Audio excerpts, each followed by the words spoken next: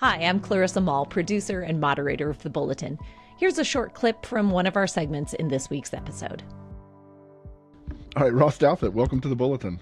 It's a pleasure. Thank you so much for having me. I've been reading you for many years. I've always appreciated your perspective, and I was excited to see this book because I feel like it's a great book for a very strange cultural moment that we're in, where all of a sudden, kind of religion is back. It's back. It's in so a weird cool. way. It's so hot right now. Yeah, I'm not sure if it's cool yet. I want to get to that because I have a lot of questions about what's happening with religion right now. But let's start with this.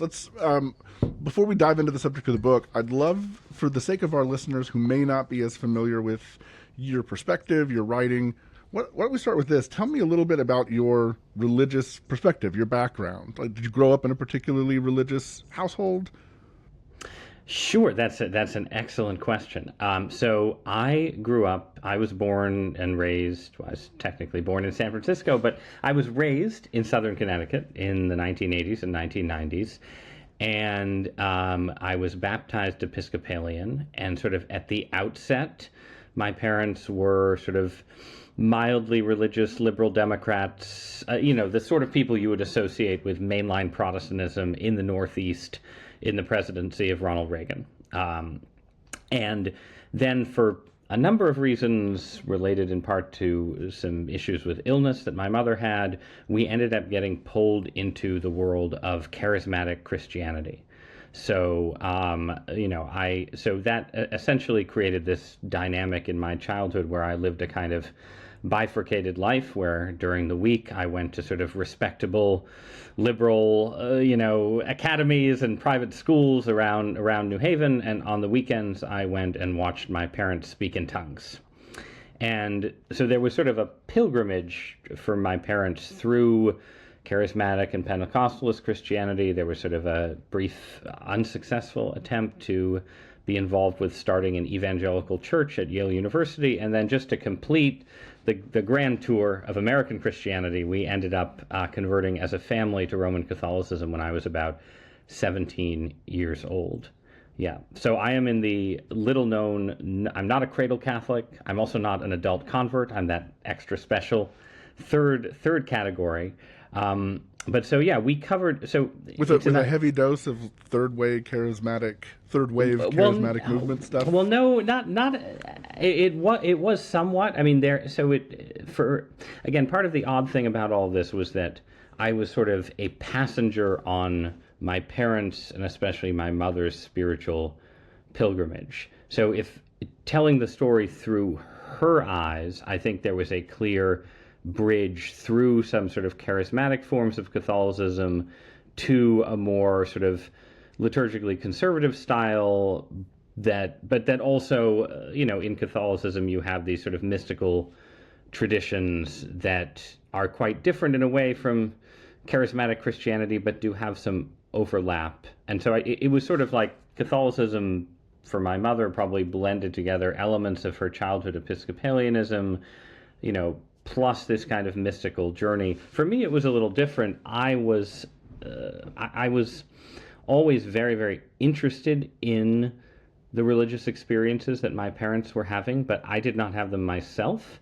And I was, an awkward teenager. So I was taken to, the Toronto Blessing, the charismatic revival. Rodney Howard Brown and all that. Right. Yeah. So in an airport vineyard outside Toronto, and I like an awkward 13-year-old watching adults roar like lions, right, and roll around on the floor, holy barking and all the rest. Exactly. Yeah. So for me, there was this kind of relief in coming into Catholicism where it was, very liturgical, very intellectual tradition. And I ended up having a more conventional, you read G.K. Chesterton, you read Catholic apologetics, kind of conversion where I was sort of grateful for the non-mystical elements, the idea that, you could get baptized and confirmed and be, reassured that the Holy Spirit was present without there being any speaking in tongues, roaring like lions. And so on. But so that was sort of where I came in, and it was the late 1990s, so it was sort of the high tide of John Paul II conservative Catholicism, not hyper-traditionalist, but that was sort of the world that we entered before the sex abuse crisis hit, obviously before Pope Francis. But that was sort of how I entered as a kind of, you could almost say a sort of neoconservative Catholic, even though calling a 17-year-old a neoconservative is kind of ridiculous.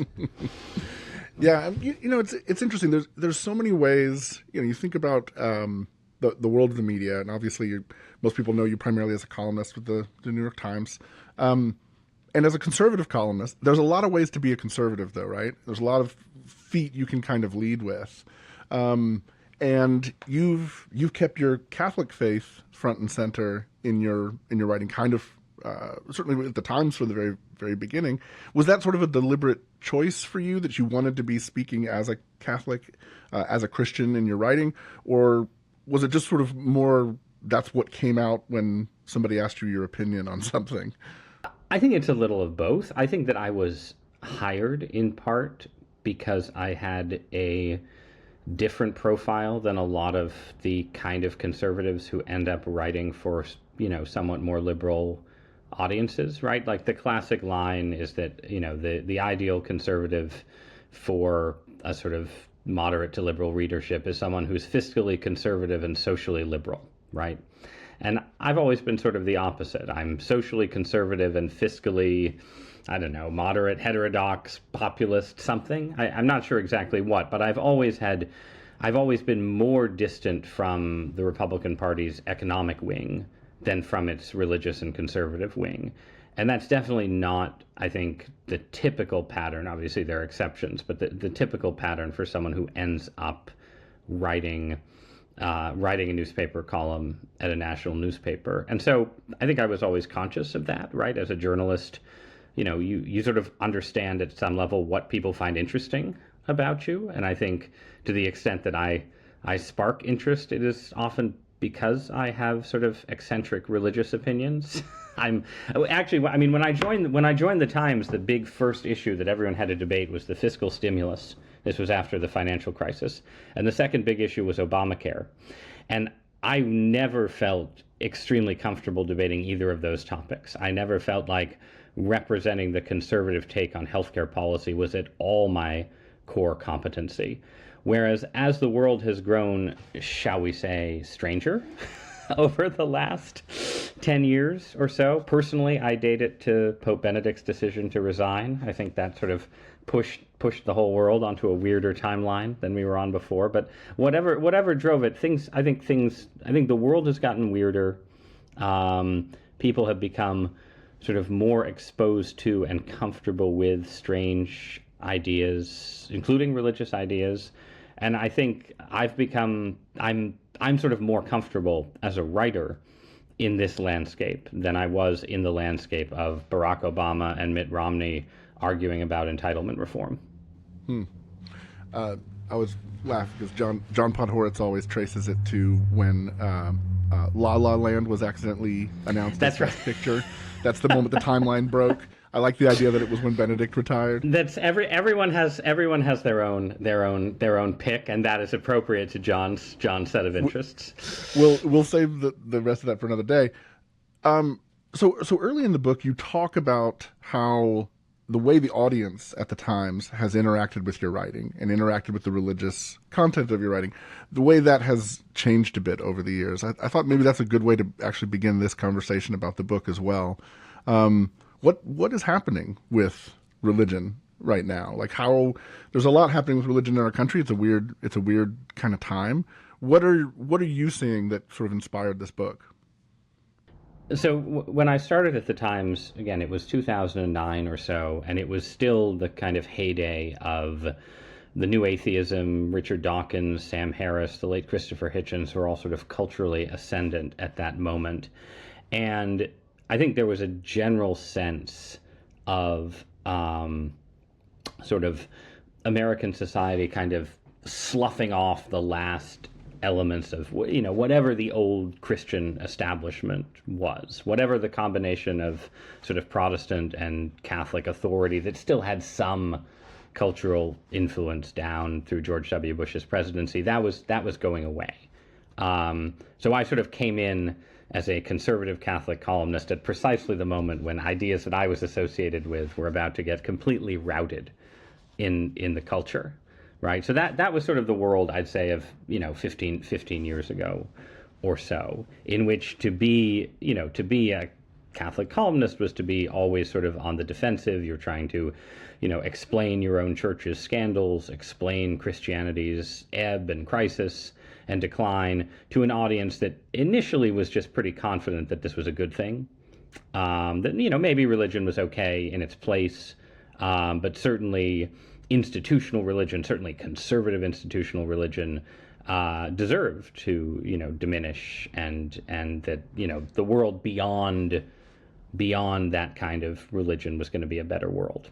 And I think the basic part of the shift that has brought us to where we are now is that people just don't believe in that narrative anymore. I think the experience of, in different ways, both Trumpian populism and wokeness as kind of two different, left and right wing versions of what waits beyond organized religion, have disabused people of the notion that if you get rid of religion, politics will be less polarized, debates will be more scientific and rational. Like all that, that idea, I think, was always a bit daft, but experience is a hard school, and people learned at that school. And then also, I think there's just a sense of unhappiness, sort of existential unhappiness hanging over Western life right now that wasn't there to the same degree 15 years ago. And I think some of that is driven by just technological changes, that young people are unhappier in an internet-based culture than my cohort was in a, slightly digitized but not really culture. But I think the absence of any kind of metaphysical guideposts and institutional religious structure does play a role in people's angst and anxiety and even despair.